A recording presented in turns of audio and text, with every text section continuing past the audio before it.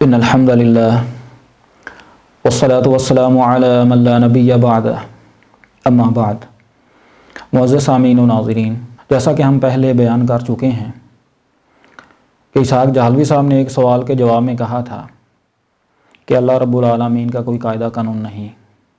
اس سوال نے پریشان تو مسلمانوں کو کرنا ہی ہے کہ کعبہ شریف میں دعائیں ہوتی ہیں، رمضان المبارک میں جب قرآن ختم ہوتا ہے امام صاحب پونا گھنٹہ روتے ہیں، دعا کرتے ہیں، لوگ بھی روتے ہیں، کوئی اثر نہیں ہوتا، ہونا چاہیے ہی نہیں۔ بالکل اللہ تعالیٰ کو نہیں چاہیے کہ اپنی سنت تبدیل کرے اور ہم مسلمانوں کی مدد کرے۔ اگر وہ ایسا کرے تو اس کا بھی کوئی قاعدہ قانون، صاف بات ہے۔ ہم یہ بتلانا چاہتے ہیں کہ کیا اسحاق جہلوی صاحب کا بھی کوئی قاعدہ قانون تھا یا وہ تناقضات کی وادیوں میں سرگرداں اور غوطہ زن تھے۔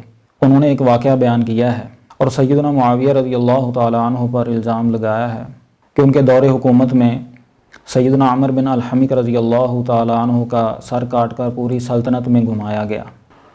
کہتے ہیں کافروں نے بھی یہ طریقہ اختیار نہیں کیا۔ کافروں تو بدتر طریقہ، ساڑنا لاشانوں سر گھمائی پھرنے۔ حضرت عمر ابن الحمق خدائی دا سر ساری سلطنت گھمایا۔ حضور نے آنا کہ کافروں کا بھی ڈکتا سی، یہ ماریا گیا، گل مکی، کوئی سر نہیں سی کہ پہلے جا دیں۔ انہیں معاویہ شروع، بعد حضرت حسین اللہ سر، پہلا سر اسلام حضرت عمر ابن الحمق خدائی دا گھمایا گیا۔ یہ واقعہ مصنف ابن ابی شیبہ 33,615 نمبر پر موجود ہے۔ امام ابن ابی شیبہ رحمہ اللہ فرماتے ہیں حدثنا شریک عن ابی اسحاق عن حنیدۃ بن خالد الخزاعی قال ان اول رأس اہدی فی الاسلام رأس ابن الحمق اہدی الی معاویہ، کہ اسلام میں سب سے پہلا سر کاٹ کر جو تحفے کے طور پر پیش کیا گیا وہ عمر بن الحمق رضی اللہ تعالیٰ عنہ کا سر تھا، جو سیدنا معاویہ رضی اللہ تعالیٰ عنہ کو بطور تحفہ پیش کیا گیا۔ یہ واقعہ دو وجہ سے ناقابل اعتبار اور غیر ثابت ہے۔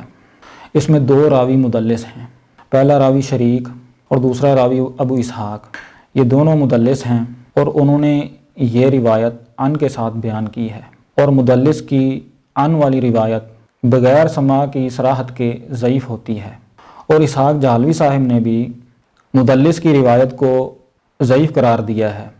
آمش کے بارے میں کہتے ہیں کہ یہ مدلس ہیں، انہیں تدلیس کی بیماری تھی۔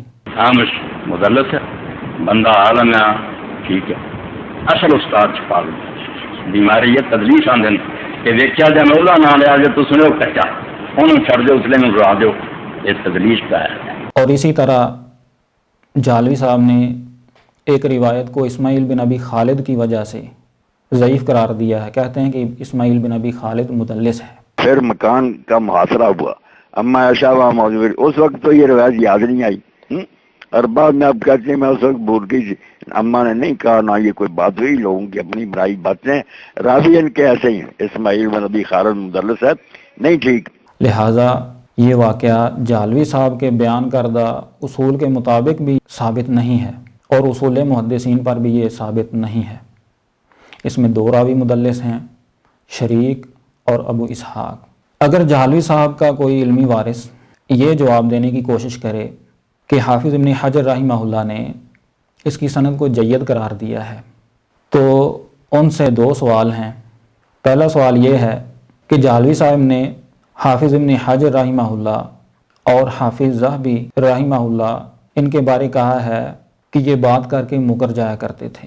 اب ذہبی نے دوسرا پہلے لکھا ابن حجر کے سند جید، بعد میں مکر گئے۔ تو جو بات کر کے مکر جائے اس کی بات کو بطور دلیل پیش کیا جا سکتا ہے؟